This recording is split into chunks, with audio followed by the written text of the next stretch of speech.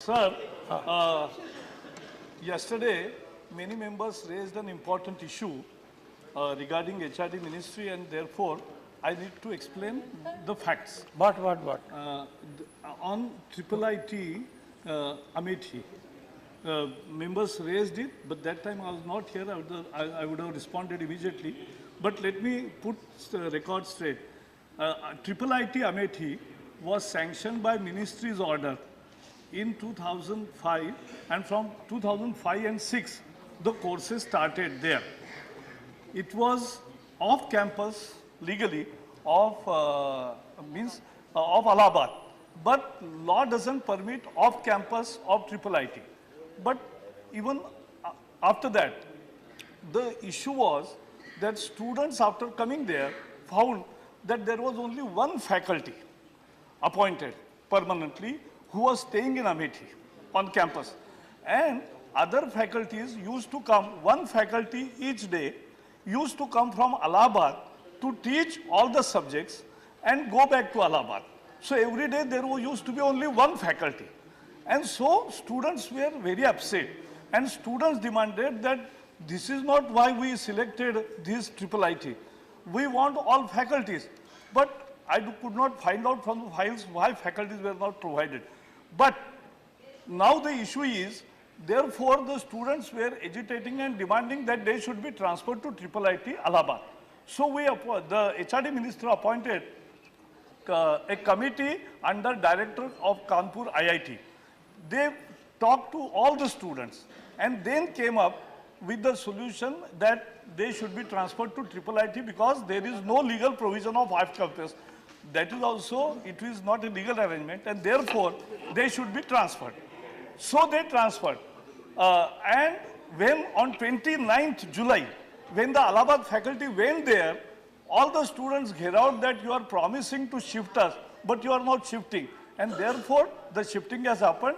There is no political vendetta, whatever it is. It is the students who were starving for education, and they were not provided education there. इसलिए मुझे 2 minute आप बोलने का मौका दें। साहब, वहाँ पे हड़ताल चल रही है, सही है, पर हड़ताल छात्रों की नहीं, वहाँ जो कर्मचारी हैं, जो वहाँ के लोग हैं, वो कह रहे थे कि इस इंस्टीट्यूट को शिफ्ट न किया जाए, इसलिए हड़ताल हो रही थी। वहाँ के 70 कर्मचारी हड़ताल पे बैठे हुए हैं, जिनकी नौकरी वहाँ लगी थी। 11 साल से वो संस्थान काम कर रहा था। अगर उसमें कोई विधिक या तकनीकी कमी थी तो भारत सरकार ने दूर क्यों नहीं की, आपके मंत्रालय ने दूर क्यों नहीं की? मैं एक चीज स्पष्ट करना चाहता हूं, कैंपस सिर्फ एक जगह नहीं, बहुत सी यूनिवर्सिटीज की बहुत सी जगहों पर चल रहे हैं।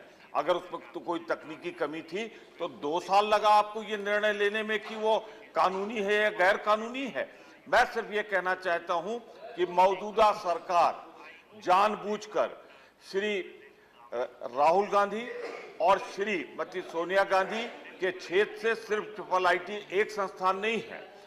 मैंने 6 संस्थानों की, फैक्ट्रियों की, मिलों की सूची दी है कल आपके सामने। With your permission I have given it to them.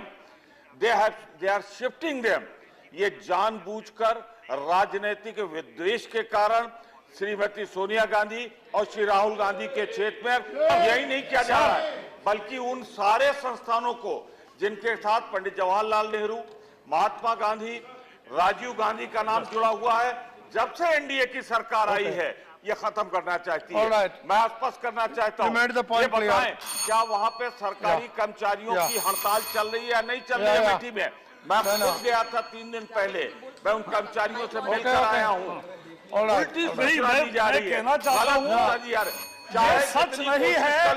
मैंने मंत्री बनने के बाद वही मैं बता रहा हूँ।